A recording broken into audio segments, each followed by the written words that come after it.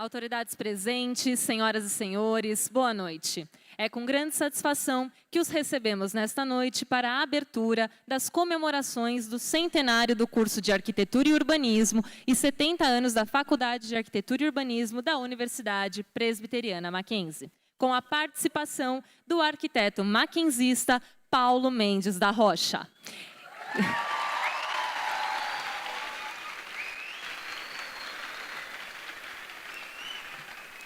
Iniciaremos as nossas comemorações com a apresentação do coral Jovem Cênico Mackenzie, sob a regência da maestrina Cláudia Mussi.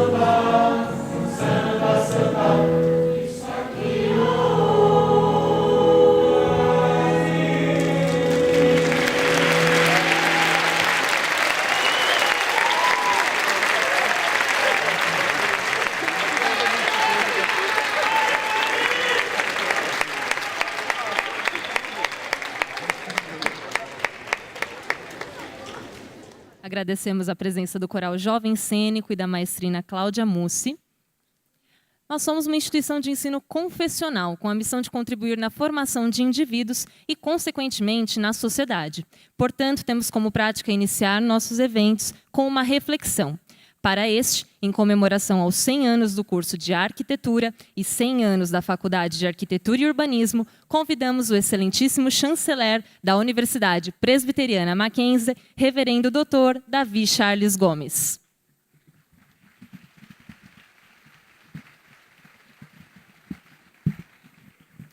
Boa noite, senhoras e senhores. Me alegro em vê-los ou em estar aqui, porque ver a luz não está deixando que eu veja. Mas é uma alegria compartilhar brevemente com vocês. E eu quero oferecer uma reflexão que nos remete à nossa identidade. Falando de uma passagem das Escrituras que vai carecer de brevíssima explicação a respeito de uma tradução inadequada. Há uma história de quando Jesus estava numa certa cidade chamada Betânia e uma mulher quis honrar a Jesus e chegou perto dele com um vaso, um pequeno frasco que tinha alabastro, que era de alabastro, feito de alabastro, e que tinha ali um bálsamo, um perfume muito caro. E ela quebrou aquele vaso, quebrou o alabastro, porque ele era selado, e despejou aquele perfume sobre a cabeça de Jesus. E algumas pessoas ao redor de Jesus disseram: que absurdo! Tanto o vaso quanto o perfume valem tanto que poderia se alimentar muitos pobres por um ano inteiro com esse dinheiro. Que absurdo e que desperdício que essa mulher fez.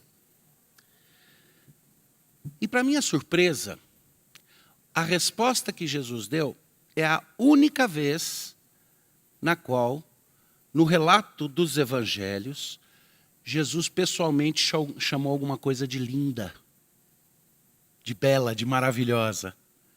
Porque Jesus respondeu para eles dizendo assim: deixem essa mulher em paz, porque ela fez uma coisa linda por mim hoje. Pena que nas nossas traduções para o português, as pessoas trocam coisa linda por uma coisa muito boa. E a razão é muito simples. A palavra grega que é usada aqui no Evangelho, que foi escrito em grego, é a mesma que os filósofos usam para discutir estética, para discutir beleza, para falar sobre o belo num sentido mais amplo. Mas na tradução, algumas pessoas acharam talvez que soaria mais religioso se falasse uma coisa muito boa. Talvez porque tivessem sentido que não ficaria bom nos lábios de Jesus chamar uma ação de linda. Isso é coisa que se faz para avaliar a arte. Mas o que me deixa mais maravilhado ainda é entender que ele chamou de lindo o que aquela mulher fez por causa da relação humana que aquele ato teve. Não foi o vaso no abstrato, não foi nem o perfume que estava no vaso, me permitam dizer que foi a performance daquela arte em si que o encantou. Porque foi onde a beleza do vaso, do perfume, se transformou num ato que dizia para Jesus que ele era especial naquele momento, que ungia a cabeça dele. E Jesus vai explicar mais tarde que para ele aquilo foi especialmente significativo, porque a cabeça dele estava sendo ungida, a mesma que seria abusada por uma coroa de espinhos em breve. Porque o corpo dele enfrentaria a morte, ele estava sendo ungido ali por aquela mulher. Então ele diz que aquele é um ato maravilhoso. Existem aspectos, eu tenho um interesse muito forte pela forma como a estética permeia todos os aspectos da nossa vida como seres humanos e da nossa reflexão acadêmica se tivermos o coração bem aberto. Mas especificamente, uma das coisas que sempre me encantou com a arquitetura, e eu tenho orgulho dos nossos 100 e dos nossos 70, e me alegro e fico feliz de termos a oportunidade de celebrar isso, é porque na arquitetura que nós vamos dizer, nós buscamos o belo em harmonia e o belo que cria a harmonia para o ser humano. É esse foco duplo que olha para o homem e diz como é que se cria os espaços, como é que se cria aquilo que torna a vida mais bela. E isso é alinhado com a nossa identidade confessional, com o aspecto e a natureza redentiva que todos nós precisamos ter nesse mundo. Nós queremos produzir harmonia, beleza, bem-estar num mundo que muitas vezes é feio, desarmônico e hostil ao ser humano. No livro de Gênesis, quando narra a criação, diz lá: no princípio criou Deus os céus e a terra, mas a terra era sem forma e vazia. A maioria das pessoas lê aquilo e, de novo, imagina que sem forma e vazia seja algo a ver com caos, conceito totalmente grego. E o livro de Gênesis não vem de uma cultura grega e sim semítica. Mas, na verdade, as palavras que são usadas ali seriam melhores traduzidas assim: no princípio Deus fez céu e terra, todas as coisas, mas ainda era inóspito e não apropriado para o convívio humano. E Deus, o grande arquiteto, organizou o mundo para que o ser humano pudesse ali viver. Parabéns aos arquitetos, parabéns aos dirigentes da escola e que Deus abençoe a nossa faculdade de arquitetura. Obrigado, amém.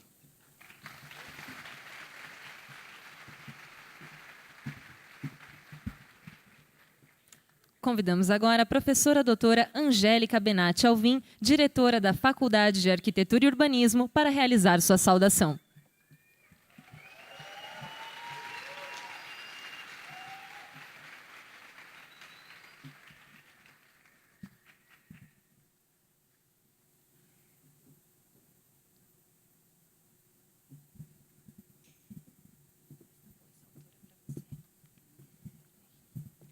Boa noite a todos.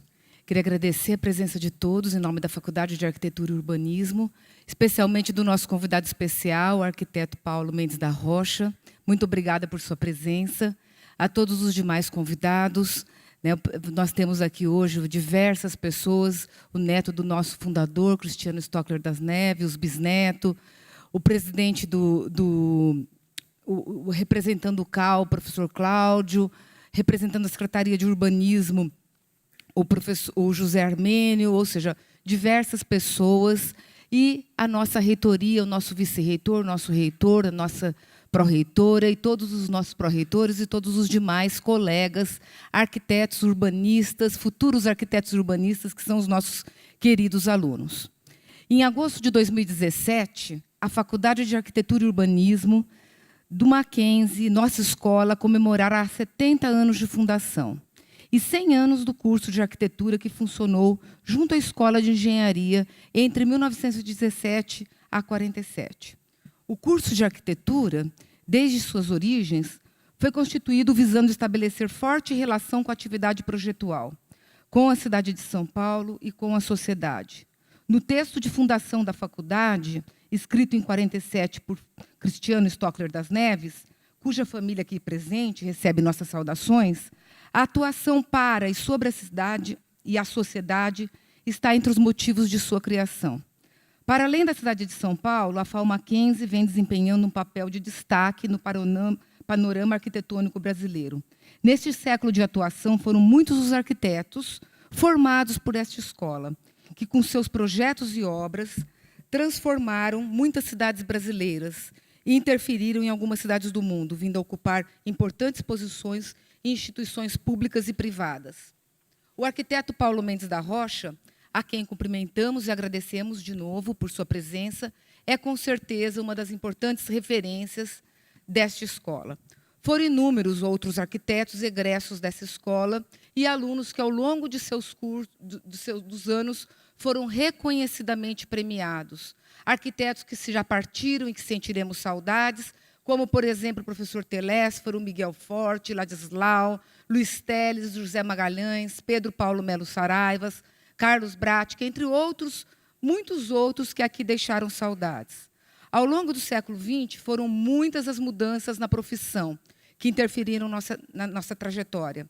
No âmbito do Mackenzie, criado em 52, a Faculdade de Arquitetura foi criada junto com outras 3 faculdades, Engenharia, Ciências, que é a mais antiga, Ciências Econômicas e Filosofia, Ciências e Letras. Em 70, o curso de Arquitetura também incorporava na faculdade, além do curso, outros 3 cursos, Desenho Industrial, Comunicação Visual, Desenho e Plástica.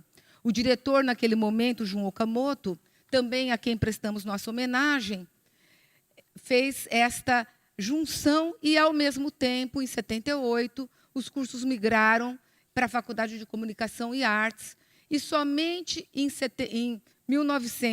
2006 é que o curso de Desenho Industrial, hoje Design, retornou à escola. Em 79, a faculdade passou-se a denominar-se Faculdade de Arquitetura e Urbanismo. Em 90, criamos a pós-graduação, capitaneada pelo nosso ex-diretor Roberto Rigg, também a quem saudamos. Em 2000, aprovamos o mestrado, capitaneado por Nádia Somek, Cândido Malta, José Geraldo e outros colegas a quem também agradecemos. Ou seja, foram tantas as fases que passamos e hoje estamos aqui. Na gestão do professor Carlão, iniciamos a internacionalização e agradecemos também a sua presença. Em 2004, ainda na gestão de Carlão, começamos a formar os grupos de pesquisa e diversas atividades de pesquisa e extensão que hoje fazem parte do nosso cotidiano. Em 2005, 2006, na gestão da professora Nádia Somek, passamos a ter a pós-graduação em nosso escopo, o curso de Desenho Industrial, como eu já disse, e também o curso de doutorado foi aprovado. Entre 2010 e 2016, na gestão de Walter Caldana, a quem também saudamos, importantes reformas envolveram a infraestrutura da escola, com a ampliação de diversos laboratórios, estrutura acadêmica do curso de graduação e pós-graduação, consolidando o perfil da FAU Mackenzie na atualidade. Portanto, hoje, para além de arquitetos e urbanistas, esta escola forma designers, mestres, doutores em arquitetura e urbanismo e especialistas em diversas áreas de conhecimento da arquitetura, urbanismo e design. Sem perder a sua principal referência, o projeto, as atividades desenvolvidas na escola associam, por meio de uma visão interdisciplinar, a tríade ensino, pesquisa e extensão. As comemorações que ora iniciamos terão o propósito de apresentar as transformações e as evoluções da nossa escola. A partir de hoje, teremos quinzenalmente um conjunto de palestras de importantes arquitetos, mesas redondas com professores e egressos que aqui estão. Em agosto, ocorrerá a grande festa, com apresentação de vídeo, exposição, intervenção no espaço público, lançamento de uma importante publicação aprovada pelo CAL, com patrocínio no edital Parcerias CAL 2016. Tudo isso organizado por professores, alunos e funcionários de modo voluntário. Agradecemos a todos de coração. Enfim, são muitos os agradecimentos. Devo aqui destacar alguns e peço desculpas por eventuais esquecimentos.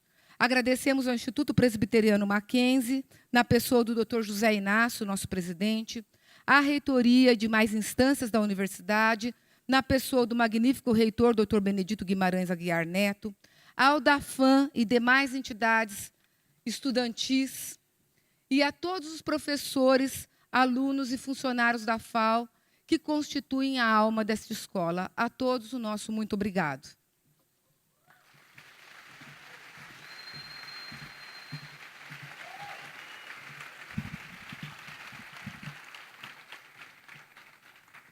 Registramos e agradecemos a presença do arquiteto Marco Antônio Délia, vice-presidente do Instituto de Arquitetura do Brasil, representando o presidente do IAB, do arquiteto Cláudio Mazetti, representando o Conselho de Arquitetura e Urbanismo de São Paulo, do arquiteto Marco Peixe, diretor regional do Instituto de Arquitetos do Brasil, da professora doutora Nádia Somek, conselheira superior do Instituto de Arquitetura do Brasil, e de Cristiano Stockler das Neves Neto, bisneto do professor Cristiano Stockler das Neves. Convidamos agora o magnífico reitor da Universidade Presbiteriana Mackenzie, professor Dr. Benedito Guimarães Aguiar Neto, para realizar sua saudação.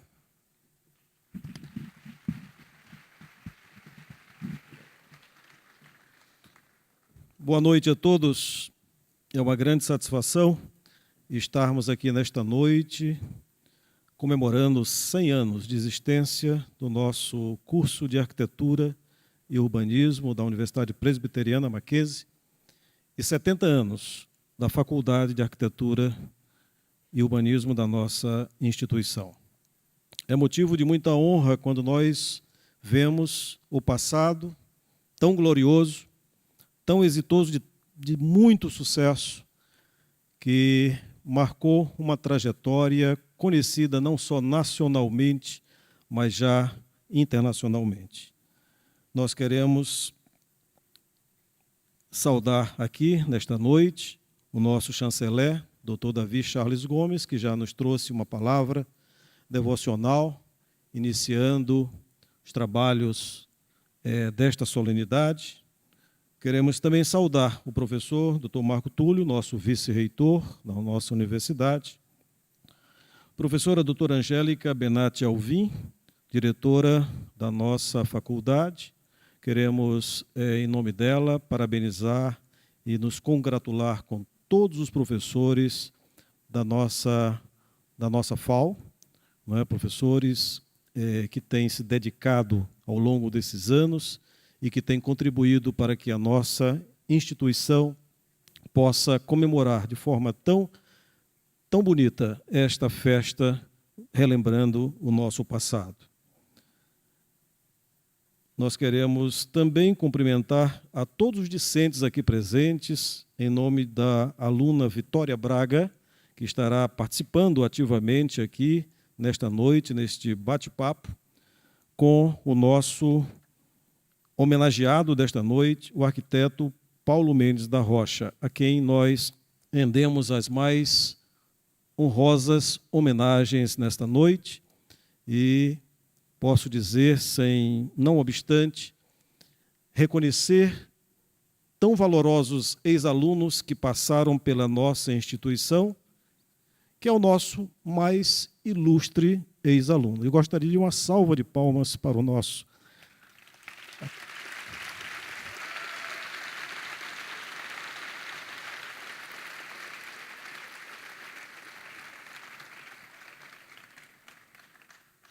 Eu não gostaria de gastar muito tempo aqui, afinal de contas, nós estamos aqui para ouvir o nosso homenageado, nesse bate-papo informal que vai ser levado a efeito aqui nesta noite. Mas eu não gostaria de encerrar as minhas palavras dizendo e ressaltando o empenho que tem sido levado a efeito por todos aqueles que dirigiram essa escola, não é, de arquitetura e urbanismo, e que levaram e contribuíram para que nós pudéssemos, pudéssemos aqui nesta noite estar comemorando tão grande feito pelos nossos, todos aqueles que foram pioneiros e que passaram por essa instituição. É muito bom dizer aqui a todos os presentes, professores, alunos, convidados, o quanto nós estamos agradecidos pelo empenho que foi observado pela nossa FAO em vários aspectos.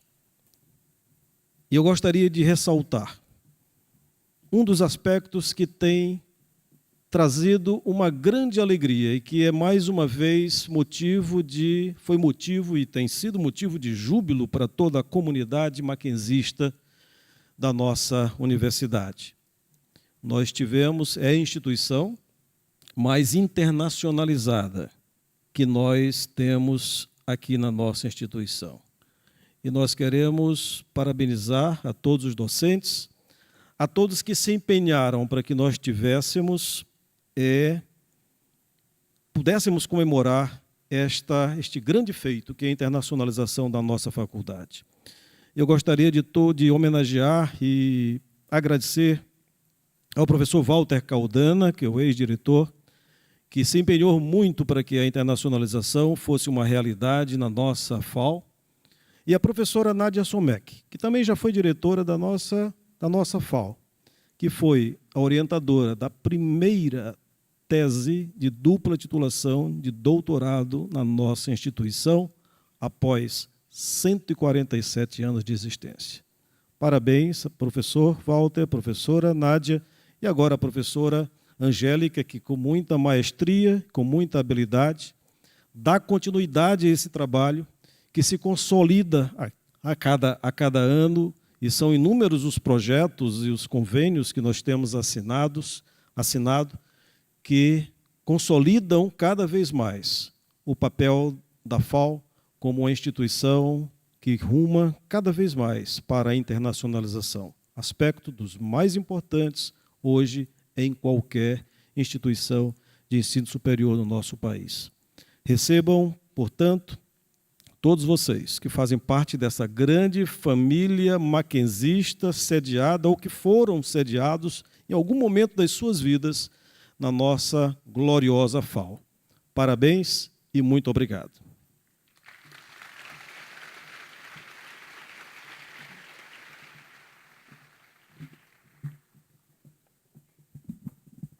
E agora, para iniciarmos o bate-papo com o arquiteto Paulo Mendes da Rocha, convidamos ao palco a diretora da Faculdade de Arquitetura e Urbanismo, professora doutora Angélica Benatti Alvim,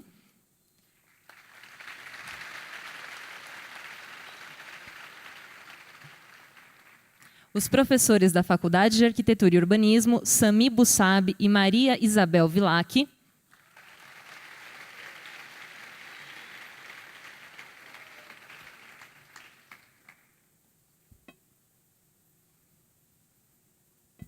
a aluna Vitória Braga, representando o corpo discente,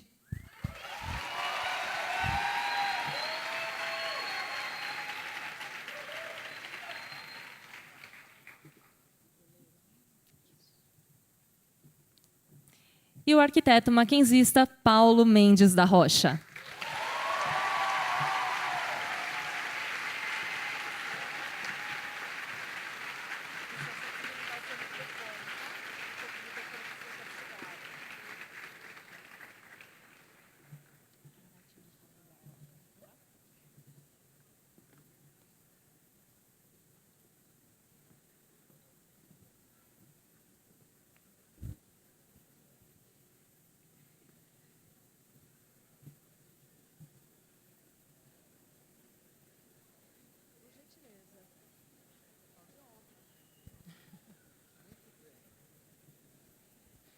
Passamos a condução dos trabalhos para a professora doutora Angélica Alvim.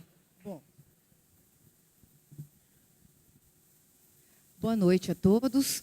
Novamente, é com muita satisfação que nós recebemos hoje o arquiteto Paulo Mendes da Rocha, formado nessa escola.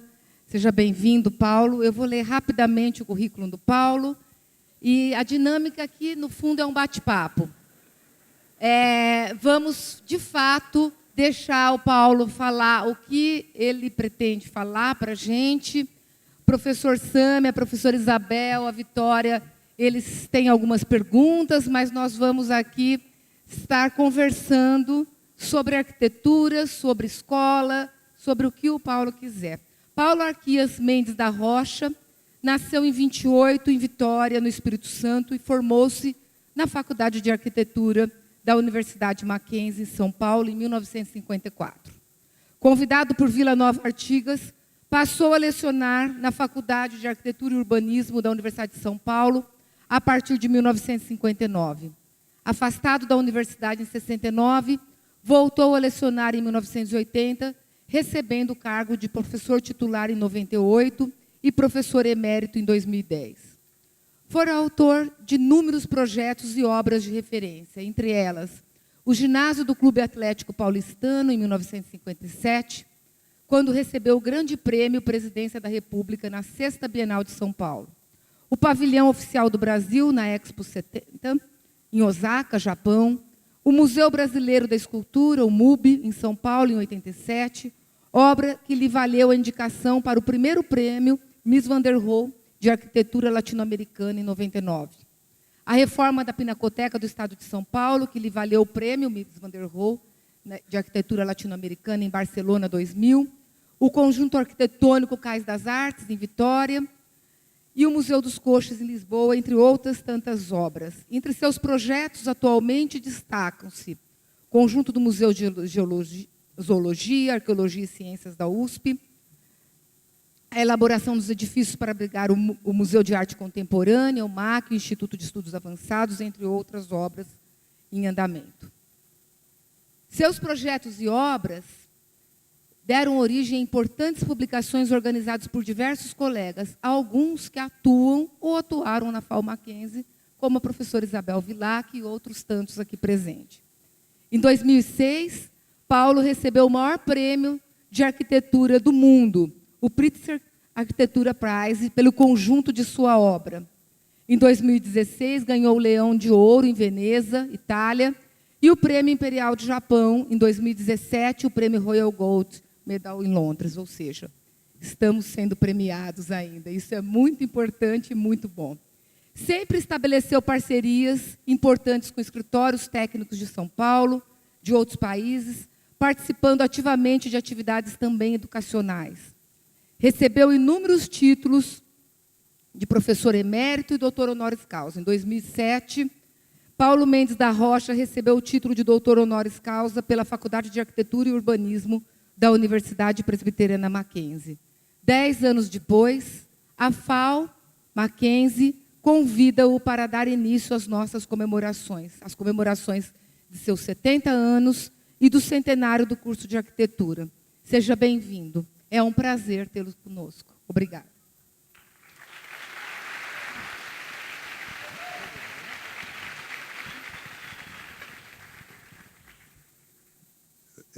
Está falando bem? Bom, com muita emoção que eu cumprimento afetuosamente a todos. Aos queridos amigos que sabem há quanto tempo estamos juntos e a quem eu devo tudo, afinal de contas, que fiz na vida, aqueles que participaram comigo dos trabalhos, a essa escola, os seus diretores, os seus comandantes, digamos, dos destinos futuros, e muito particularmente aos estudantes, sempre meus colegas.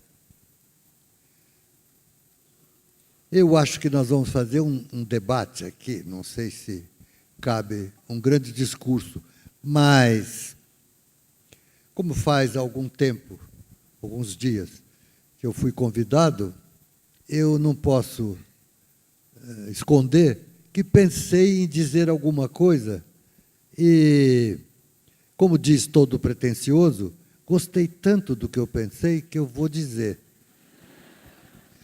Porque eu imaginei qualquer coisa como se fosse um breve script para um filme. Imaginei o seguinte, que para comemorar isso que estamos fazendo agora aqui, que é um aniversário, nós fizéssemos um banquete. Desses que sentam-se na mesa, como existe na literatura essa imagem tantas vezes, um extraordinário banquete, para o qual, comemorando o aniversário dessa instituição, dessa escola, da minha escola, tivéssemos convidado ilustríssimas e tantas poucas pessoas que pudessem sempre nos representar num momento como esse. Logo de início, entraria a extraordinária figura que seria o patrono desse banquete, a cabeça da mesa, o senhor Cristiano Stockler das Neves. Figura absolutamente extraordinária, formado, como todos sabem, na Pensilvânia e que voltou à sua terra natal, convencido que devia continuar, e fundou uma escola, que é a nossa faculdade de Mackenzie. Quando eu entrei nessa escola, era o mestre supremo, o professor, o exemplo. Antes de mais nada, como figura e personalidade íntegra, uma verdadeira presença educativa por si mesmo. Arquiteto brilhantíssimo, de visão acadêmica, digamos, mas nada mal para iniciar um curso de arquitetura, como um certo rigor, principalmente tendo atrás de si uma obra que demonstrava onde isso podia chegar. A estação da Sorocabana, que hoje abriga a nossa orquestra sinfônica. O Ministério da Guerra no Rio de Janeiro, uma construção extraordinária, na Avenida Getúlio Vargas, ao lado do antigo Palácio do Itamaraty, da Estação Central do Brasil, uma espécie de centro cívico da cidade do Rio de Janeiro, um homem muito extraordinário. Professor, meu, em seguida, outro arquiteto estupendo, que vem chegando para esse banquete logo depois, e se abraçam, entra a figura extraordinária de Elisiário Baiana. Esse carioca que veio para São Paulo e se tornou professor, convidado pelo Cristiano, dessa escola, entra para esse banquete com uma posição extraordinária.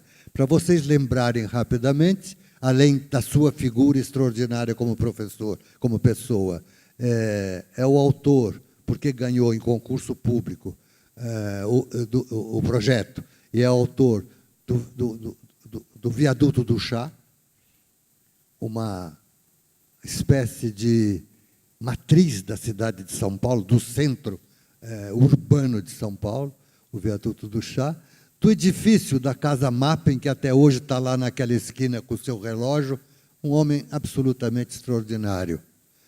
Em seguida, para esse banquete e para essa escola comemorar o seu aniversário, entra a figura de um engenheiro ilustríssimo, Roberto Rossi Zúculo, o homem que introduziu no Brasil, introduziu aqui, em São Paulo particularmente, o concreto protendido, como uma técnica especializadíssima, que exigia, inclusive, tecnologia aperfeiçoada, que ele trouxe e representava entre nós o sistema Freycinet, com todo o seu engenho, cabos, guindastes, cones de ancoragem, uma série de providências de uma engenharia útil, prática, eficiente, que ele exerceu com um brilho extraordinário, até hoje está aí homenageado com o nome em viaduto, etc.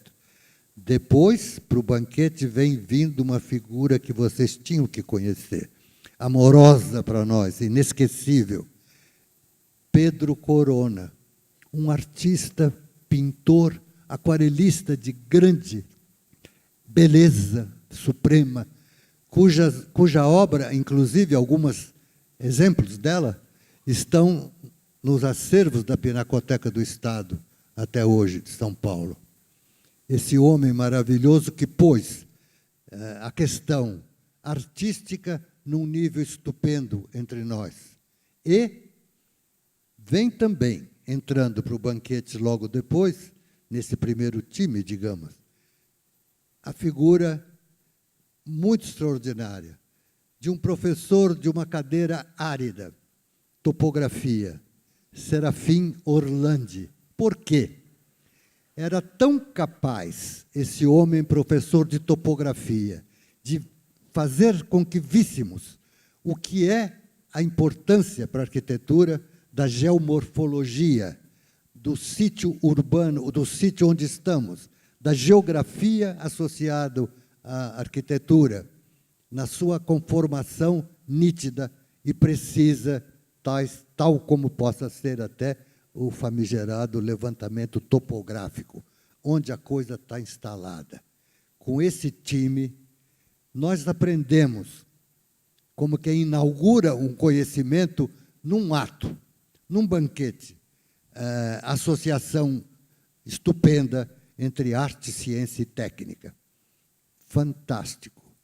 Pouco depois, vem entrando juntos 3 já figuras que, na minha imaginação, foram precedidas por uma que faltou ainda.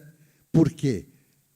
Quando eu entrei na escola, uma das coisas que me surpreendeu foi, na parede, na parte administrativa dessa torreão que ainda hoje está aí, que é a sede da faculdade, uma fotografia de formatura, que foi também uma lição inaugural para mim, ao ver que a minha turma já de 60 tinha ali na parede um quadro de formatura de poucos anos atrás, com 5 pessoas. Quer dizer, a escola rapidamente passou de 5, 6, 8 alunos para 60. E mais tarde eu fui fixando, e uma daquelas figuras ficou o resto da minha vida muito associado ao meu trabalho, que era o arquiteto Plínio Crotty. Lá estava o Plínio Crotty naquele grupo de 4 ou 5 só formados. Veja você. Aí há um certo alarido, porque vem entrando para o mesmo banquete um grupo um pouco alegre e falante, onde estava Fábio Moura Penteado, Pedro Paulo de Melo Saraiva e Alfredo Serafino Paisani. O Fábio Penteado, uma figura estupenda, meu amigo inseparável, construiu coisas belíssimas, como o centro, o Teatro ao Ar Livre de Campinas.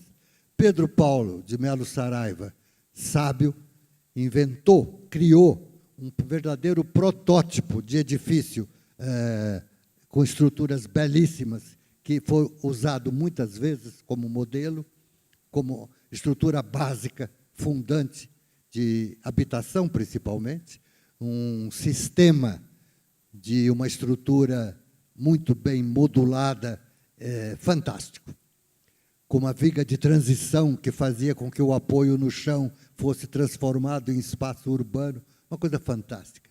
Pedro Paulo de Melo Saraiva. E Alfredo Serafino Paisani, eminentemente com visão política, que fez com que se criasse, tornou-se o primeiro presidente do Sindicato de Arquitetos do Brasil, que deu origem ao CAU, que está aí, e quem sabe possa se dizer, inclusive, junto com o Instituto de Arquitetos, origem a esse Ministério das Cidades, que o nosso futuro deve ser muito ligado a tudo isso, na visão política do desenvolvimento do que seja o nosso projeto fundamental, a cidade. Depois, como quem não esperava ser convidado, vem uma dupla. Já alunos dessa faculdade, vêm juntos, os dois, são dois. Carlos Milan e o famoso, depois, pelo que deixou o Centro Cultural São Paulo, Eurico Prado Lopes. Entra Carlos Baixas Milan e Eurico Prado Lopes. O Carlos Milan chegou a ser meu contemporâneo na escola, um ano mais velho. Deixou uma obra belíssima, com o pouco tempo que viveu, apesar do pouco tempo. E Eurico Prado Lopes também, com o maravilhoso Centro Cultural São Paulo. Com isso, inaugura-se o banquete, que termina no momento em que todo mundo conhece o barulhinho da faca batendo no copo e pedindo licença, e levanta-se o patrono supremo, na ocasião, Cristiano Stocles das Neves, levanta, como é de praxe no banquete, no final, a taça e diz: feliz aniversário a essa escola maravilhosa, viva a Faculdade de Arquitetura e Urbanismo da Universidade Mackenzie. Viva! Foi esse o filme que eu inventei. Ele esqueceu. Alô? Tá ligado? Ele esqueceu de dizer que, por último ainda, nessa festividade, entra o nosso querido arquiteto prestigiado e premiado, Paulo Mendes da Rocha, que nós temos a honra de recebê-lo aqui. Eu queria aproveitar e fazer Perfeito. Queria fazer uma pergunta. Essa belíssima obra que você executou ao longo da sua carreira, sempre houve uma procura muito grande pela estética, pelos aspectos construtivos, pelos detalhes arquitetônicos que nós conhecemos. Qual é a sua avaliação hoje em relação a essa busca que você teve durante todo esse tempo?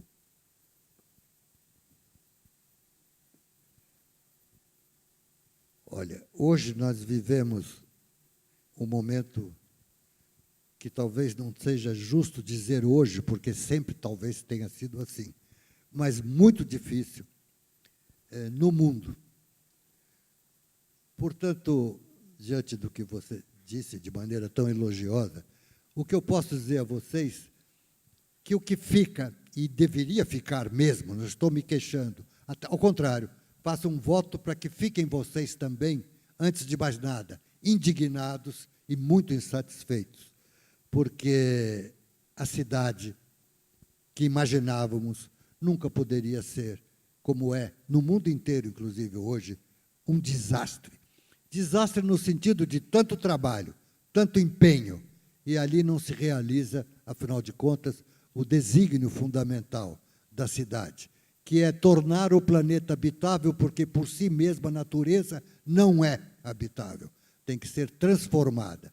E a transformação fundamental, acabamos de compreender, é a cidade. Isso não é novidade, eu sempre me lembro de uma coisa que me comoveu, impressionou muito quando eu soube a primeira vez que no 400, já em 1400, 1500, o Palladio já tinha dito: as cidades da antiguidade, a cidade antiga, eram feitas com monumentos. E eis que surge agora, disse ele, a monumentalidade da cidade. A cidade é algo que não existe ainda e imaginamos como o habitat humano ideal. Ali, nenhuma criança pode morrer de fome. Ali não há a exploração do trabalho do homem pelo homem.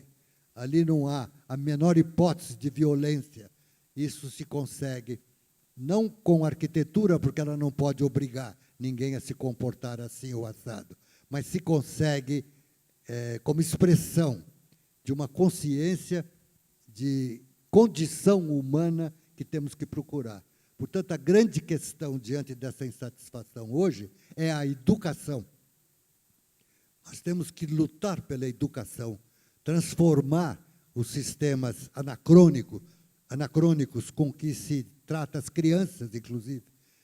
É mais fácil ensinar a uma criança o que é uma pedra amarrada num barbante e o que é a força da gravidade, o fio de prumo, que é uma evidência.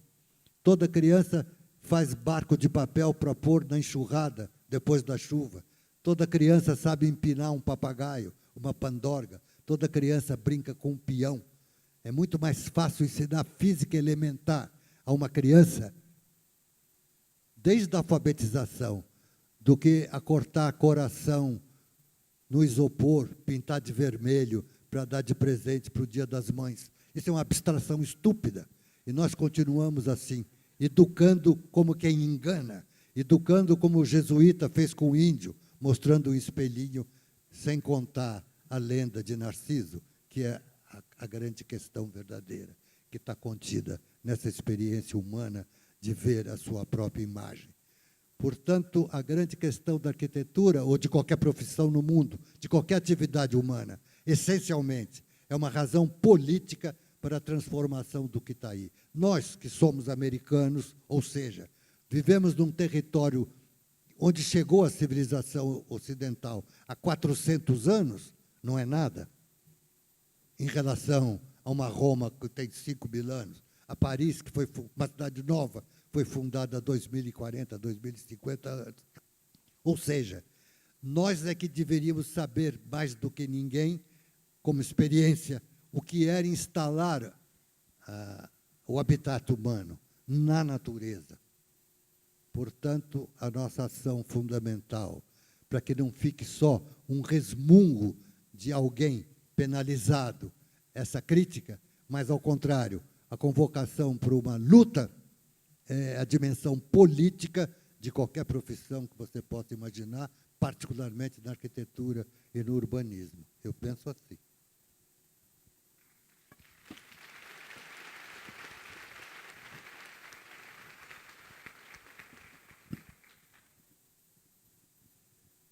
Paulo, é um prazer te receber aqui na minha escola também. Estou muito contente.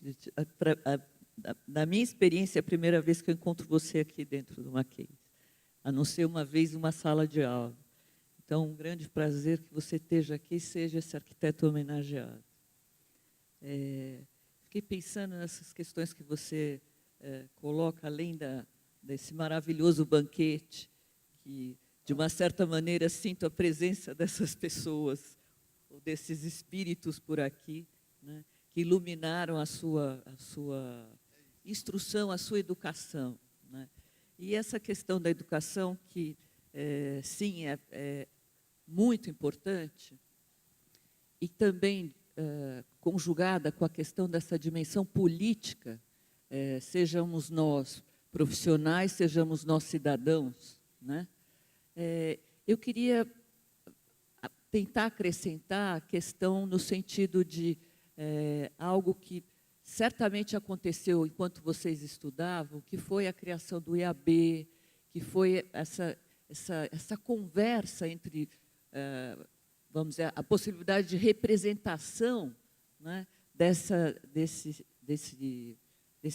profissional, né, diante, vamos dizer, da questão política, aí sim, colocada com essa representatividade pública.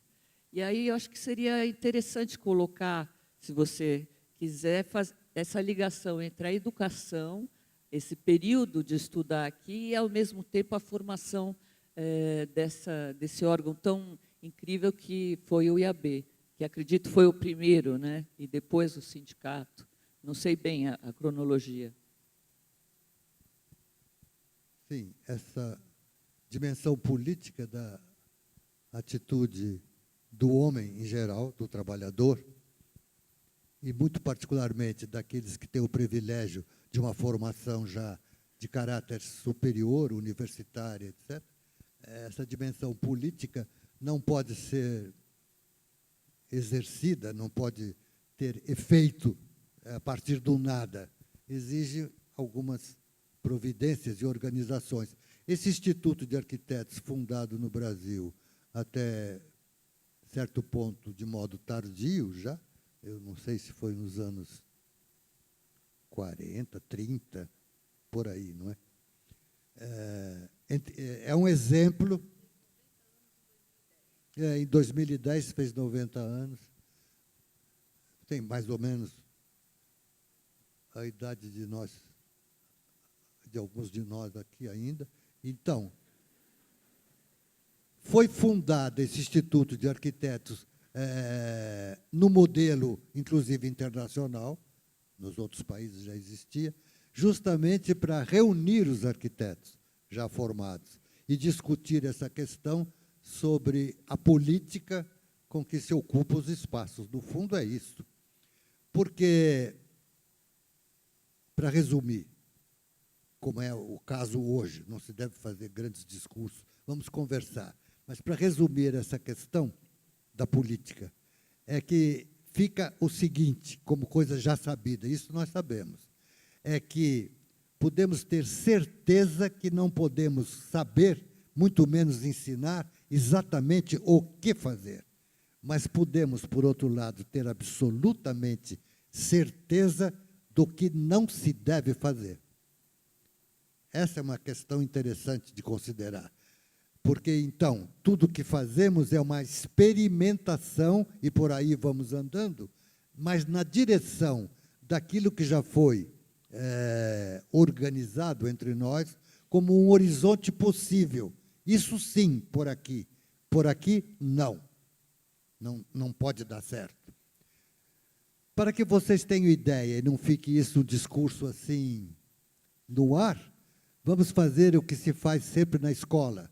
O professor diz, depois de uma dissertação desse tipo, que ficou um tanto abstrato, como não sei exatamente o que fazer, mas posso saber exatamente o que não fazer. Diz o professor, comumente nas escolas. Por exemplo, é assim, sem a verticalização, a construção vertical, que o elevador é que resolveu, inclusive, a questão, a cidade contemporânea não poderia existir, porque as suas grandes virtudes, transporte público, rede elétrica, telefonia, distribuição de água potável na torneira em cada casa, rede de esgoto para colher os dejetos, só se consegue com eficiência e projeto e administração possível com a concentração que a verticalização permite brilhantemente. Digamos, está lá o edifício vertical. Entretanto, se você tira uma casinha que está no lote, que é o traçado original da cidade, a rua com o loteamento para se fazer casinhas, você tira uma casinha e ali faz um prédio, e se tiver lucro, você tira outro e faz outro prédio, é um desastre. Para verticalizar, o solo tem que ser modificado. Um outro desenho do chão deve surgir para que a cidade tenha êxito, que garanta a fluição do pedestre no chão, etc., etc., e a verticalização, como a concentração desejada e assim por diante. O pior da repetição do erro é que existem brilhantes exemplos daquilo que teria sucesso. Entre nós, por exemplo, eu já disse isso 1000 vezes, mas vou repetir hoje, para quem nunca tenha ouvido. Existe o Copan, como exemplo muito interessante de implantação, e o chão onde há restaurantes, bares, cinemas. A cidade flui e as casas estão ali em cima, principalmente no mesmo prédio, apartamentos de 40 metros quadrados e apartamentos de 100 metros quadrados. Não é o tamanho do apartamento que distingue se é casa de pobre ou casa de rico. E outro exemplo extraordinário é o Conjunto Nacional, que é o único quarteirão na Avenida Paulista em que você pode andar tranquilamente, olhando as vitrines, etc., como é costume e uso e gozo da população que vive numa cidade Existe no térreo também cinemas, cafés, etc. O prédio, os escritórios estão lá, etc. Porque toda a quadra foi destinada a um projeto só, belíssimo projeto, inclusive, do nosso querido Davi Libeskind, meu grande amigo. Não, é verdade, éramos muito amigos. Eu estava me esquecendo, no momento, o nome Davi Libeskind. Veja vocês. Portanto, como é fácil compreender que pode não se saber exatamente o que fazer, então, por exemplo, faço assim. Porém, sei que o que não se deve fazer é tirar casa por casa e fazer um prédio, etc, etc. É isso que eu queria responder para você. Paulo, você está colocando... Alô? Uma questão fundamental, que é a questão do ensino. Quer dizer, na verdade, quando a gente ensina arquitetura, nós não dizemos o que os alunos devem fazer, mas nós indicamos caminhos. Qual é o papel, eu queria te perguntar, você, na sua prática de professor, principalmente o papel do ateliê, né? Porque o nosso ensino ele é diferente. Né? O ensino de arquitetura e urbanismo, ele exige a prática do ateliê, ele exige o contato próximo do professor e aluno, o contato do projeto. O projeto é construído no dia a dia, na sala de aula, com orientação do professor, mas, ao mesmo tempo, com a capacidade dos nossos alunos serem protagonistas e serem ativos, proativos, no sentido de buscar caminhos. Queria ouvir um pouquinho você, como professor, no sentido do papel do ateliê. Isso, para a gente, é bastante importante. Bom, estão me chamando muito de professor, mas eu preciso confessar que eu, se estivesse na escola, estaria aprendendo com a juventude que está aí, porque é muito difícil você dizer o mundo de hoje exatamente como será. Nós estamos numa situação, porque eu mencionei a nossa posição americana, etc., os 400 anos. Entretanto, nesse momento, o mundo inteiro está passando pelos mesmos problemas. Como quem diz, o colonizador está pagando os pecados de ter cometido as barbaridades que cometeu, seja na África, seja aqui na América, coisas tão desastradas quanto a exploração de um lugar em vez da instalação realmente da civilização em novos espaços. Não é? É difícil você se imaginar professor. Nós estaríamos envolvidos necessariamente, por isso eu fiz esse apelo tão nítido sobre a questão política, numa assembleia de discussão, o que fazer. Porque a questão é, sem dúvida, mundial. Não é mais agora uma questão de país atrasado ou país adiantado. A Europa não conseguiu sair do estado de guerra, da última infame e horrível guerra. Não se consegue, eles não conseguem. A União Europeia. Estão em conflitos, etc, etc. Temos que serenamente pensar em que direção deveremos nos juntar para discutir o futuro da nossa espécie. As transformações são brutais, fala-se vulgarmente nos meios de comunicação e coisas assim, evidentes, sem dúvida, que são modificações extraordinárias. Porém, é preciso não esquecer as transformações que apareceram, surgiram claramente, sempre estavam aí, mas surgiram claramente agora na questão da sexualidade, por exemplo, nas relações masculino e feminino. Se o mundo está convencido, os humanos, que o planeta não suporta a população mais se ela dobrar, controlar a natividade transforma as relações, modifica completamente as relações, como já modificou entre homem e mulher. A posição da mulher não é uma posição de igualdade do homem, é uma posição de voz política em igual valor. mas sempre o feminino é feminino, o masculino é masculino, e nós estamos nessa relação em conflito e com novos horizontes naquilo que sempre foi fundamental, instrumento ou fator de conflitos na nossa mente, as relações afetivas, o ímpeto da sexualidade, transformações violentíssimas que deveríamos colocar como discussão, não para influir no degrau da escada, não se trata disso, mas numa questão de conceito que temos de nós mesmos, aquilo que se chama formação da consciência e da linguagem. E a ideia de uma liberdade absoluta para aquilo que chamamos projeto e planejamento. O espaço do planeta tem que estar disponível para os planos e projetos que pareçam para uma assembleia coletiva, sempre interessantes e indiscutíveis para fazermos. Veja vocês aqui na América, eu tenho um pouco de... ou já não tenho a essa altura, porque estou falando, mas teria que ter pudor de repetir tanto a mesma coisa.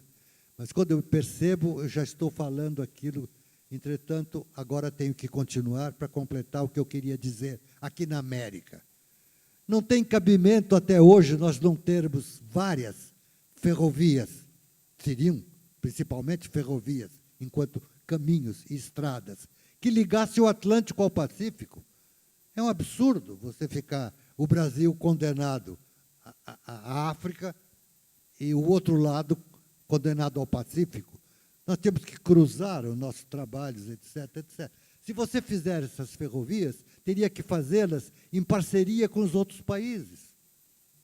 Sem dúvida nenhuma, você não vai invadir o outro país para passar por lá, Peru, Bolívia, Chile, que seja. Aonde passariam essas ferrovias? Como se atravessaria os Andes? É indispensável. E essas ferrovias haveriam de amparar, por necessidade, inclusive, inúmeras outras cidades.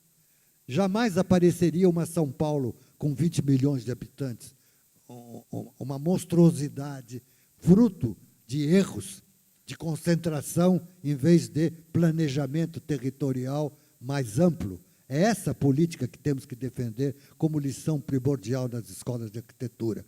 Como não navegar os rios de modo intenso, como é navegável o Ruhr da Europa, como é navegável o sistema Volga-Don na União Soviética, na Rússia. Como não navegar? Os nossos rios não são navegáveis. E você só pode navegar um rio que nasce num país, passa para outro país, volta para outro país, como é o nosso sistema Paraná-Uruguai, como é o sistema amazônico, sem parceria com os outros países.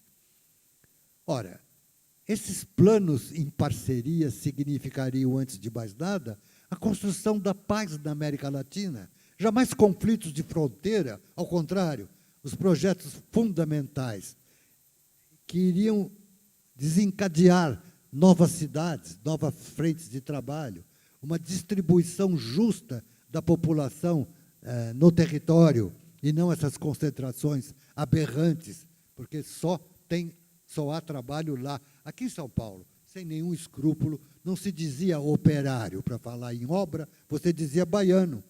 Era tudo baiano que vinha para cá. Por quê? Porque deixavam a família passando fome lá, tinham que sair de lugares abandonados. O meu pai foi engenheiro formado em 1920. 2 anos depois de formado, em 1922, ele foi pelo Departamento de Obras Contra-Secas, DENOX, construir o açude de Cruzeta, no Rio Grande do Norte.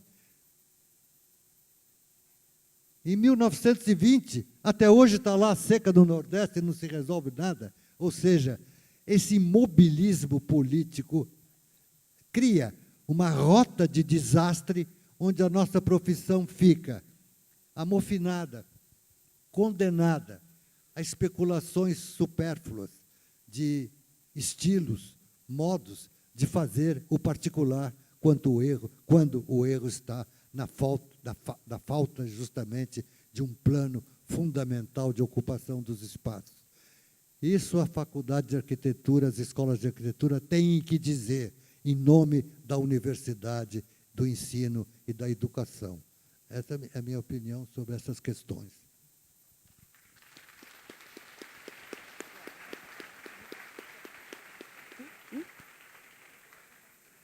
Som.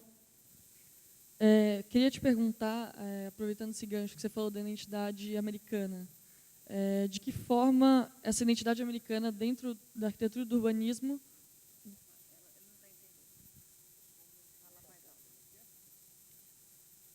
aproveitando, está ouvindo? Está ouvindo agora? Quer que eu fale aqui depois da repita? Não, pode falar. De que maneira que essa identidade americana, no contexto da arquitetura e do urbanismo, pode superar um discurso de referências que são predominantemente europeias ou norte-americanas? Deu para entender? Entendi. O que eu quero dizer com o americano, não é isso? Então,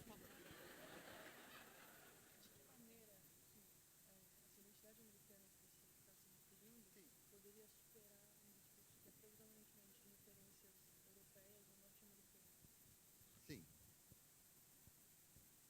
Vocês entenderam o que ela perguntou. Primeiro, a ideia não é superar. Quando você conversa e expõe uma ideia, não é para superar a ideia do outro. É para ouvir, então, o que o outro tem que dizer em réplica. É para discutir a questão. E quando eu falo América, não é para distinguir da América do Norte. Eu digo América, toda a América, enquanto episódio histórico que apareceu para o mundo ocidental, a chamada cultura ocidental, com as navegações.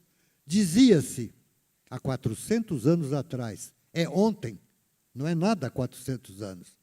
O homem que dizia que o planeta era um calhau, uma esfera praticamente, girando desamparada no universo, submetida às leis da mecânica celeste, e que, portanto, se você navegasse, podia dar a volta no mundo e iria encontrar, se houvesse outras terras, como os navegantes fizeram e encontraram.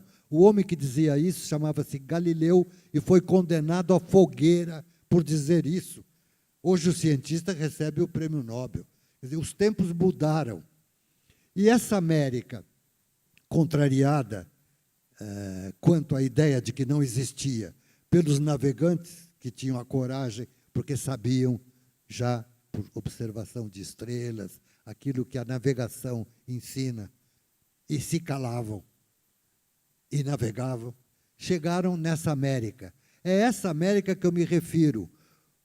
Uma novidade que não se sabia e como aquilo foi tratado. O plano crítico desse episódio é que leva a algumas considerações, como as que eu estou fazendo, sobre erro e acerto, o que não sabemos exatamente como fazer, mas sabemos o que não fazer. Destruir a América, ver na América simplesmente fonte de riqueza para rapinar-se, pegar aqui tudo que havia, seja café, seja pau-brasil, seja diamantes e ouro, levar embora e massacrar. Principalmente o que os espanhóis fizeram na costa pacífica, civilizações fantásticas, como os incas, os astecas, foram destruídas, cidades inteiras, arrasadas, para que pudessem rapinar e levar tudo embora. Isso foi feito na África. O mundo está pagando isso. Essa discussão hoje é mundial e encontra a solidariedade mundial discutir essas questões. A Europa está enfrentando os mesmos problemas. A França não sabe o que fazer com os argelinos, a Espanha não sabe o que fazer com os marroquinos, a Holanda não sabe o que fazer com os habitantes de Sumatra, de Bornéu, que são as colônias que foram destroçadas, estraçalhadas. O Congo belga com a Bélgica, o que é o Congo belga? O que se fez com tudo isso? Estamos revendo e tentando inverter essa rota do desastre. É essa América que eu falo. É esse americano que somos nós, que nunca conseguimos dizer aquilo que podíamos dizer sobre esses novos territórios. Não se trata de suplantar a cultura europeia. Já não é uma cultura europeia, é a cultura do colonialismo, da exploração do planeta como quem come, sem saber a consequência que aquilo pode ocorrer, pode desencadear dessa atitude predadora em relação à natureza. A natureza, para nós, não é uma paisagem. Para nós, arquitetos, para nós, estudiosos. A natureza é um conjunto de fenômenos. Mecânica dos fluidos, mecânica dos solos, força da gravidade, rotação da Terra, etc. É isso essa que é a América que eu falo. Mesmo porque somos europeus, não somos americanos. Nenhum de nós é caduveu, nenhum de nós é índio nativo daqui. Somos todos alemães, italianos, franceses. A minha mãe é italiana, a família do meu pai é portuguesa, de origem portuguesa. Nós somos europeus. Eu digo América, não dos americanos, América que todos nós descobrimos e destruímos. Essa voz da América pode ter uma força, porque diz, ele tem uma experiência, vamos ouvi-lo. Até certo ponto, o Brasil fez muito disso, com essa arquitetura que é, até certo ponto, em alguns aspectos, respeitada lá fora, porque ela se tornou, sobre alguns aspectos, um exemplo ou outro, um tanto criativa em relação a essa arquitetura acadêmica europeia. Isso está desencadeado agora com muita força no mundo todo. Preparem-se para isso. Devemos nos preparar para isso. Eu, inclusive, não sei nada. Vocês é que têm que saber. O futuro está na mão de vocês, aqueles que vêm vindo, é ou não é? Nós somos muito breves, os vivos ao mesmo tempo. Não é nada o nosso tempo de vida. 70, 80, 90 anos de vida útil na história da humanidade, tem 4 milhões de anos o gênero humano. A nossa experiência é muito antiga, tem que ser muito antiga. Portanto,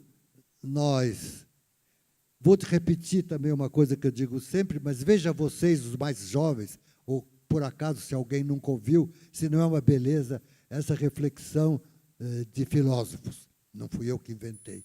Diz assim, diante dessa reflexão última que eu fiz, todos nós sabemos que vamos morrer. Entretanto, sabemos que não nascemos para morrer, nascemos para continuar. Essa é a força da ideia da educação. Fala agora ou não vai falar nunca mais.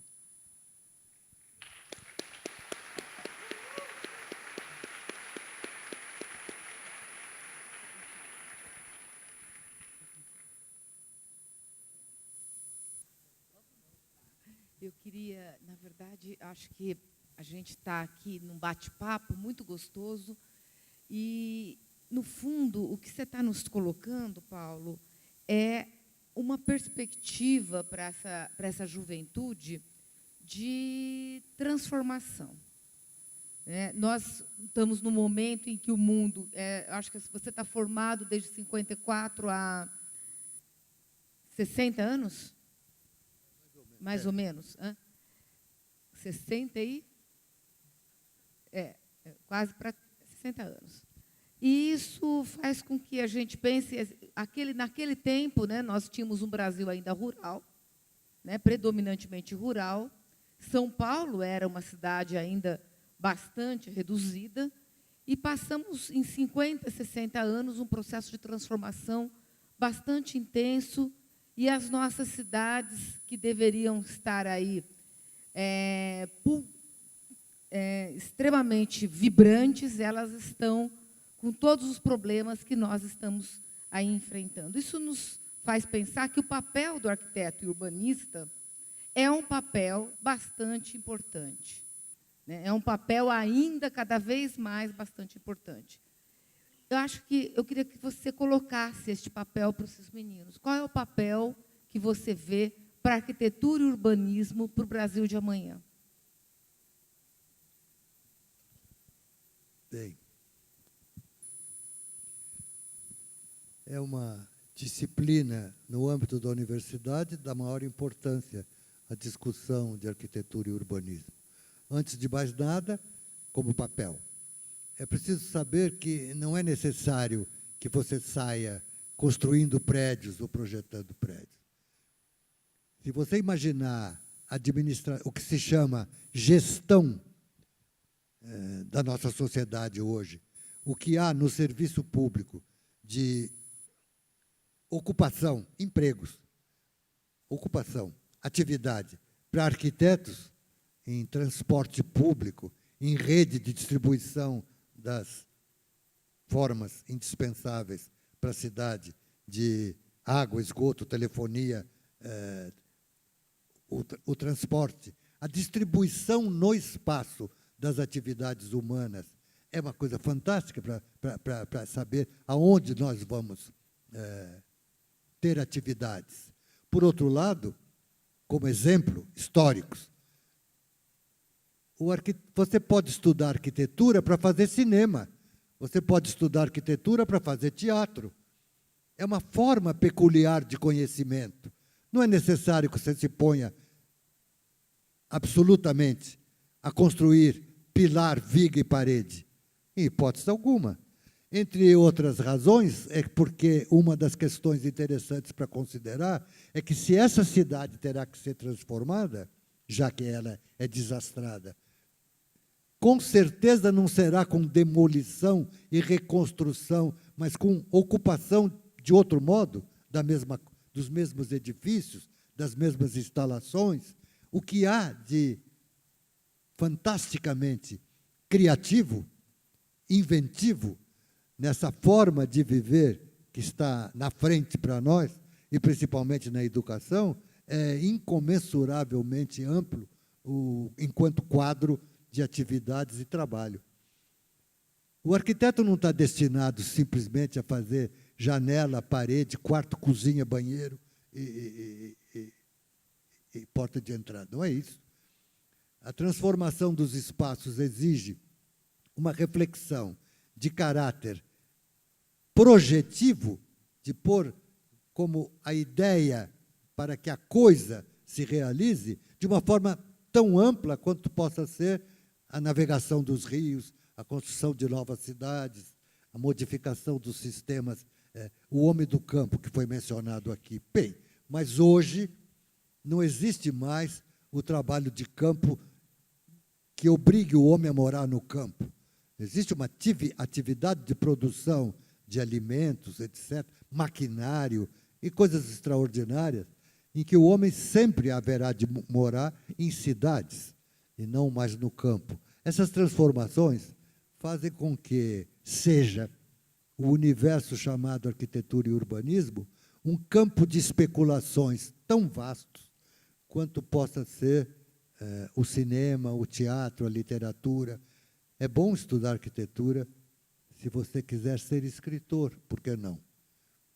Por exemplo. Portanto, é preciso também não confinar as atividades na especificidade profissionalizante daquilo que se chamava, sempre se chamou, inclusive, até hoje, se chama curso disso e curso daquilo. O conhecimento é um amplo espaço de manifestação da vida humana e da notícia que você quer dar ao outro. Há muita forma de discurso, além de simplesmente a construção arquitetônica, ou o valor arquitetônico da construção. Passa a palavra para o Sami.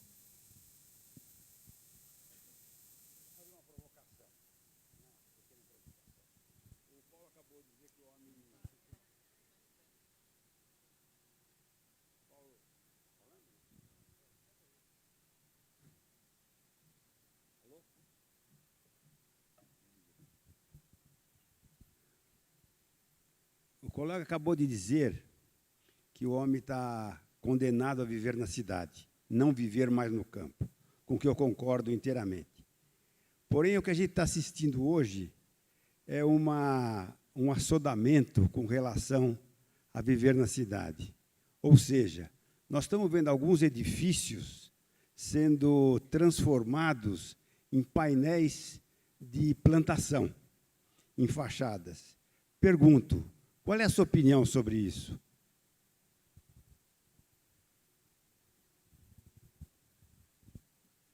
É muito difícil falar porque a minha opinião é muito antipática sobre isso.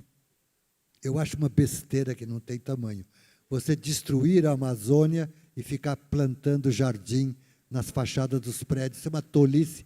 Os franceses, para não pensar...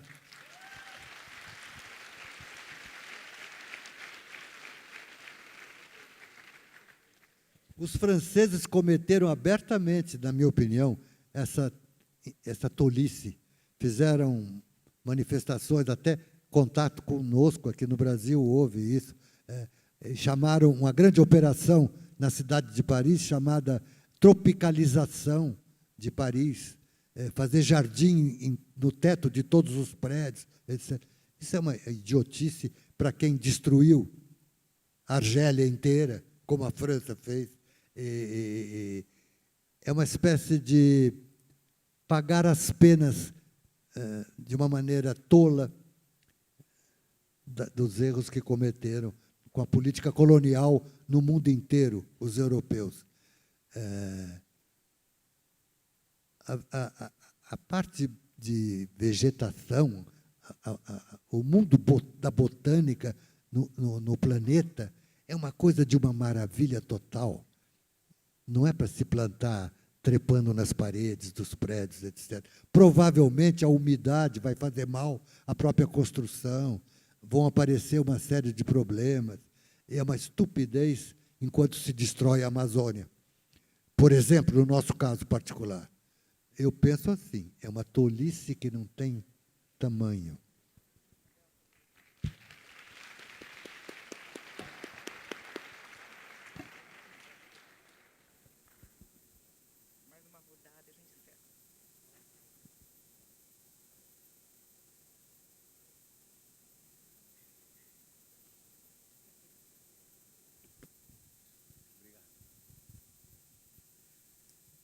Oi, eu acho que seria interessante que a conversa sua hoje, e que hoje não, diria que muitas vezes, essa questão de que a grande construção humana é a cidade, né? A nossa obra coletiva por excelência é a cidade. Eu acho que gostaria que você falasse um pouco sobre a questão da vida pública na cidade, não necessariamente ligada a espaços públicos desenhados para isso, mas essa, vamos dizer, essa dinâmica, esse movimento que em São Paulo me chama muito a atenção, de como, apesar da cidade estar sucateada por uma série de obras e abandono, como tem uma vida pública muito intensa nessa cidade. Não sei se você gostaria de falar um pouco sobre isso.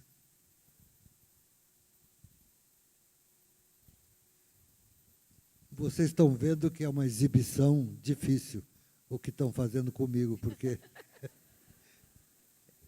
minha querida amiga Isabel, são coisas difíceis de dizer, principalmente assumindo a responsabilidade que deve se assumir, falar para vocês, principalmente jovens. Cuidado com o que diz o outro, eu posso dizer bobagem, mas sem me preocupar se é bom dizer ou não, a verdade, entretanto, tem sempre algum valor.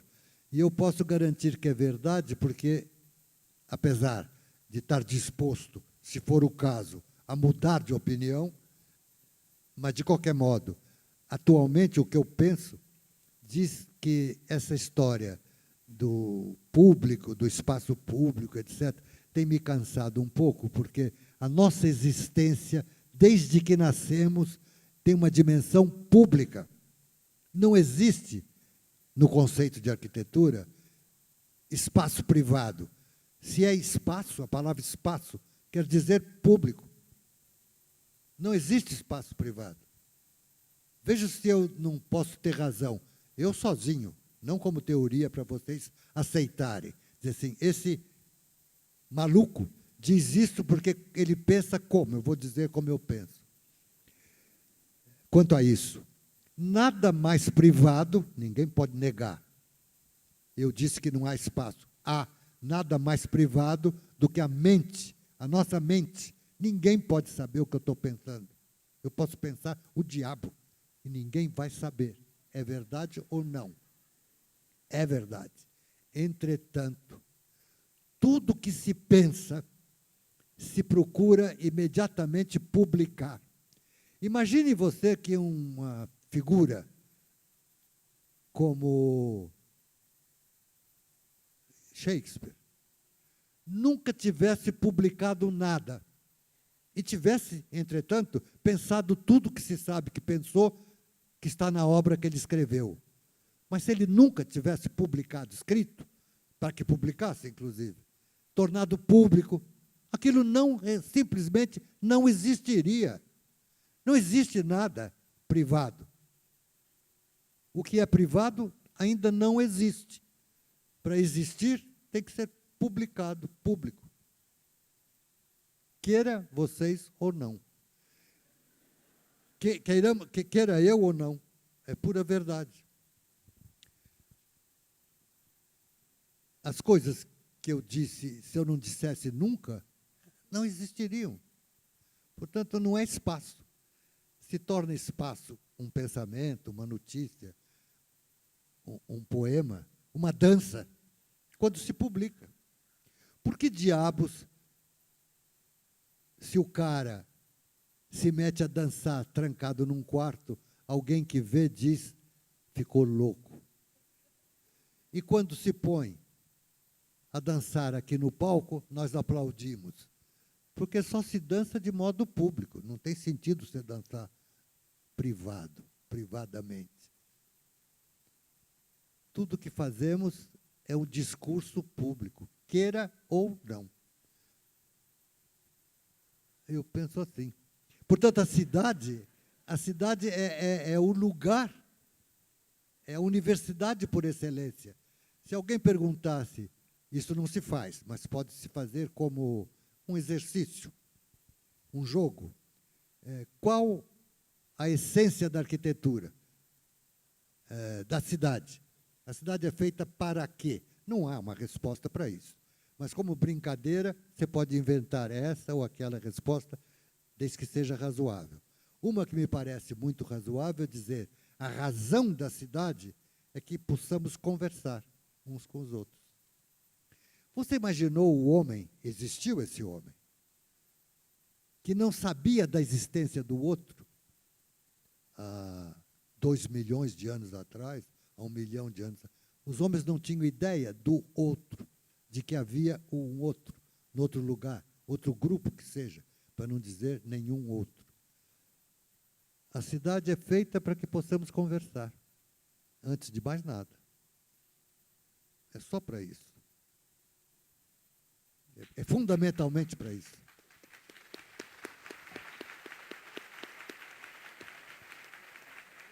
Vitória, eu vou passar a última pergunta para a Vitória e aí a gente vai caminhando para o fim. Alô? Consegue me ouvir? Não.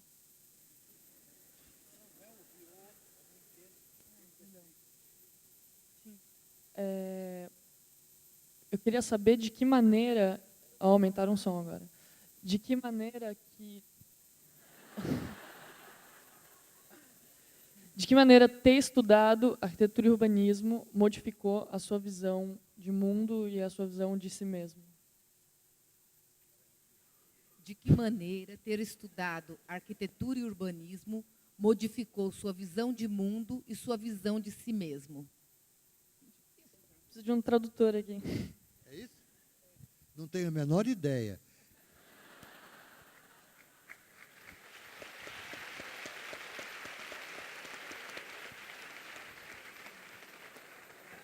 Bom, eu queria agradecer imensamente, em nome da faculdade.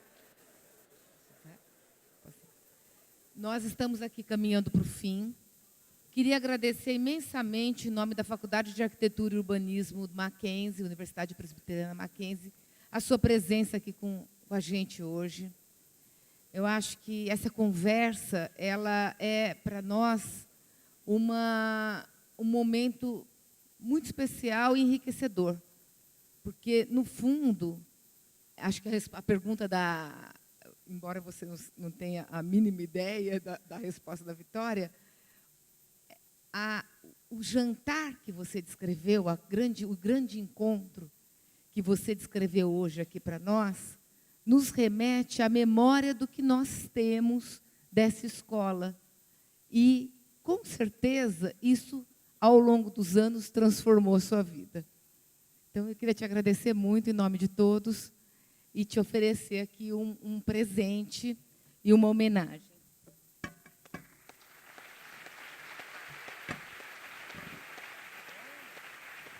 Este quadro foi pintado, uma aquarela pintada pelo professor Silvio Stefanini, que está aqui presente. Cadê o Silvio? Uma salva de palmas. E a gente queria te oferecer em nome da escola.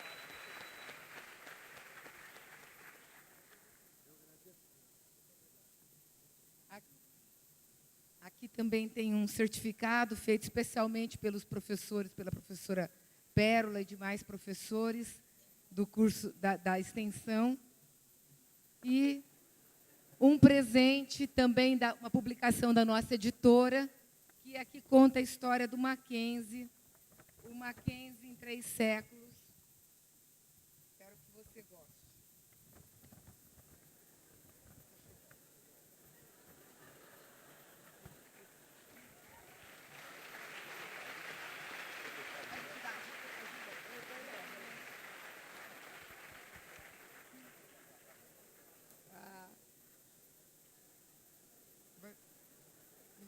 Eu não vou abrir para debate, tá?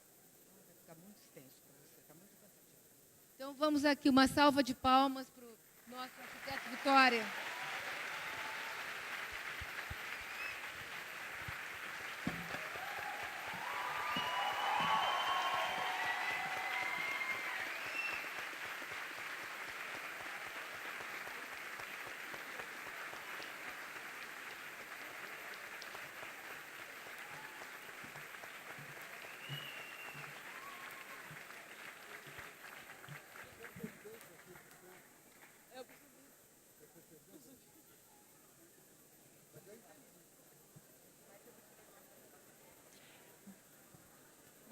Pessoal, nós ainda não terminamos o evento, agora nós vamos dar o resultado do concurso do nosso selo.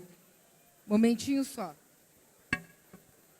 Gostaríamos de agradecer novamente a presença do arquiteto Paulo Mendes da Rocha. Foi uma honra tê-lo aqui hoje conosco. Agradecer também a participação da professora Angélica, professor Sami, professora Isabel e Vitória Braga.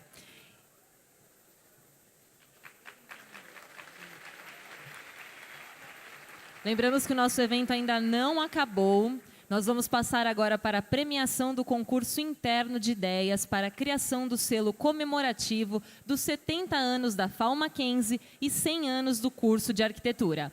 Gostaríamos de convidar ao palco para a leitura da ata do concurso o professor Lucas Fer, coordenador do curso de arquitetura e urbanismo e presidente do júri.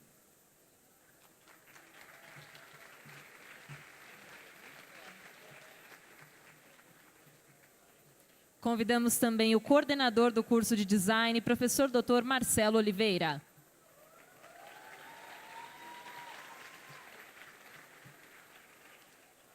A professora Larissa Ferrer Branco.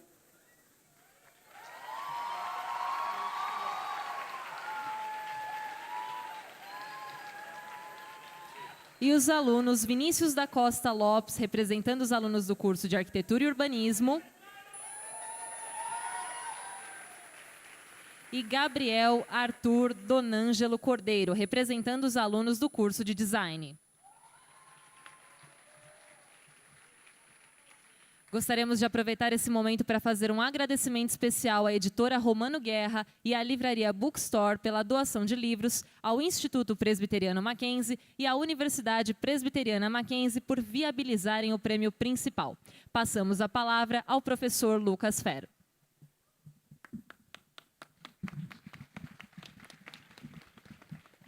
Bom, boa noite a todos. Pouco difícil, né? Um certo anticlímax depois de falar depois do Paulo e de Mendes da Rocha e de toda a turma, mas agradeço a permanência de todos vocês aqui no nosso auditório. Bom, cabe a mim ler a ata. Fizemos um concurso, né, para escolha do selo comemorativo, né, em alusão a essa data de 170 anos do nosso curso e escola. Então, eu vou ler a ata e depois a gente vai divulgar os premiados. Enfim, em 13 de março de 2017, no edifício 9 da Faculdade de Arquitetura e Urbanismo da Universidade Presbiteriana Mackenzie, a comissão julgadora do concurso interno de ideias para a criação do selo comemorativo dos 70 anos da FAU Mackenzie e 100 anos do curso de arquitetura, formada pelos docentes Lucas Fer, Marcos Aurélio Castanha Júnior, Mauro Claro e os discentes Gabriel Arthur Donângelo Cordeiro e Vitória Reis de Souza e Braga, reuniu-se para analisar as propostas e deliberar sobre o resultado do concurso. A comissão iniciou a sessão com a minha indicação para presidente da comissão, por isso que eu estou aqui. O professor, solicitou a professora André Almeida, representante da comissão organizadora, presente na sessão de avaliação, que esclarecesse a forma de organização do concurso. Ela esclareceu que foram escritas 34 propostas, renomeadas pela comissão organizadora em função da ordem de inscrição. De forma prévia, essa comissão organizadora verificou se todas as propostas recebidas atendiam ao edital, concluindo pela desclassificação de 5 trabalhos, a saber, as propostas numeradas 8, 13, 22, 25 e 33. Portanto, do conjunto, 29 propostas foram validadas. Na sequência, leu-se o edital do concurso e reforçou-se os critérios de avaliação a serem utilizados na condução do julgamento, a saber, criatividade, originalidade, qualidade da execução, relação com o tema da proposta e aplicabilidade.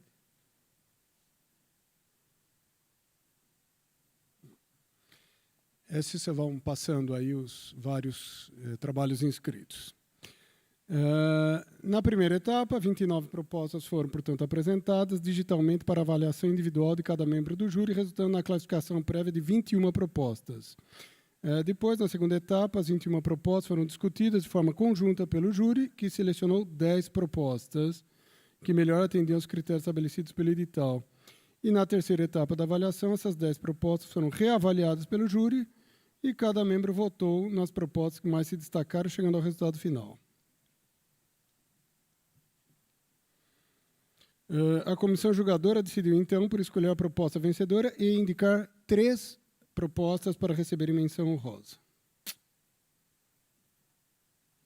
Agora a gente está esperando aqui o Matheus colocar as propostas. Bom, menção honrosa, a proposta que recebeu o número de 28, dos alunos do curso de Arquitetura e Urbanismo, Jennifer Liu, do 7º semestre, Renan Freitas e Silva Martins de Brito, também do 7º semestre, que vai aparecer ali já já.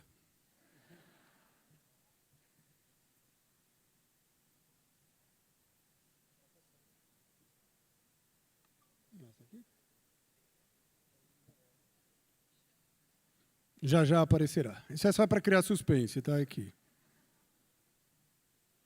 Essa é a proposta.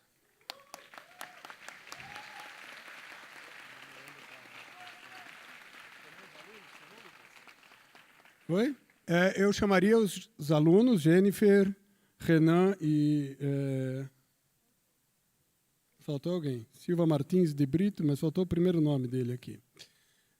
A subirem aqui para receberem, né, a menção. Estão aqui? Ahá. Venham para cá.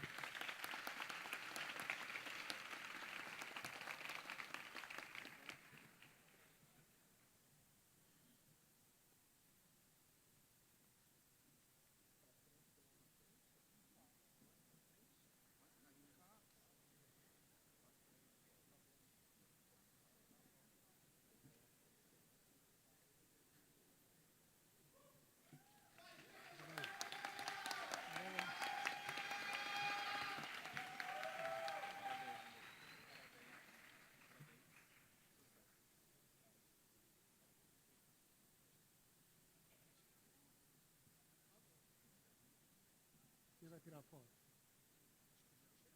Vai tirar? Podemos ir para frente? Tudo bem. Bom, a próxima menção honrosa é a proposta número 4,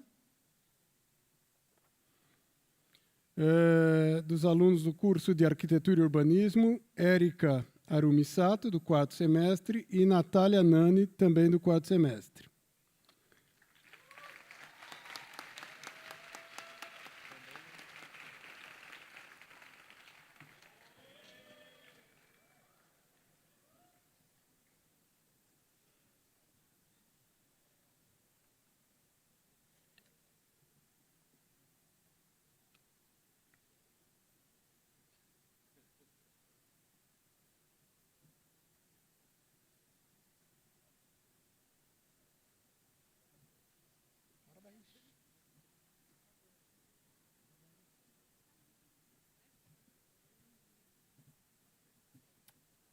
O prêmio será entregue, a menção será entregue pelo presidente do DAFAM, Vinícius.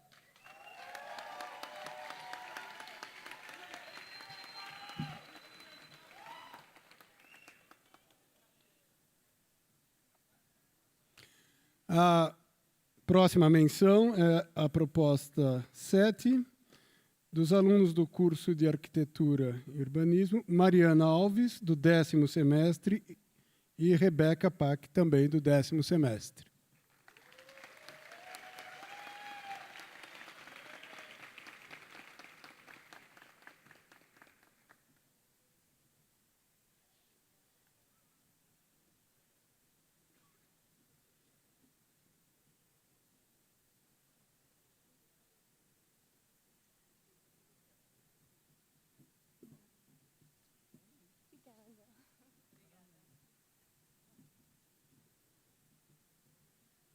A professora Larissa Branco está entregando as menções.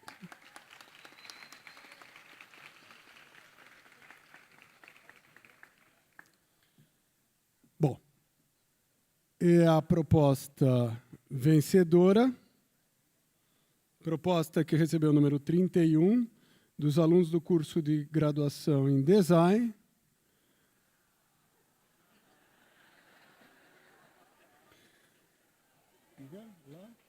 Lala Land.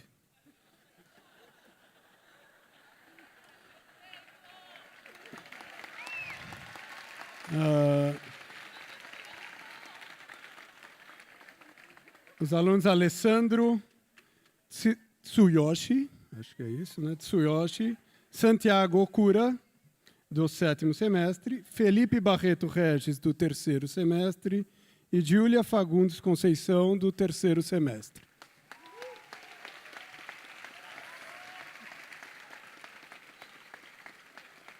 Agora para ir passando, é só dando enter. Parabéns. Parabéns. Obrigado. E o professor Marcelo Oliveira está entregando o prêmio. O júri descreveu rapidamente os motivos que levaram à eleição pela síntese alcançada, utilizando-se de poucos elementos que, no entanto, denotam potência gráfica adequada a um selo comemorativo. Apresenta delicado equilíbrio com ótimos desdobramentos e aplicações. O elemento gráfico deslocado à esquerda compõe forma e espaço em alusão à arquitetura e à cidade, remetendo a questões de escala, tecnologia e desenho. Propõe uma solução instigante em relação à representação dos dois momentos históricos comemorados, destacando ainda valores caros à escola, como tradição, inovação e vanguardismo. Muito bem. Acho que uma salva de palmas a mais para todos eles. Vai passando, né?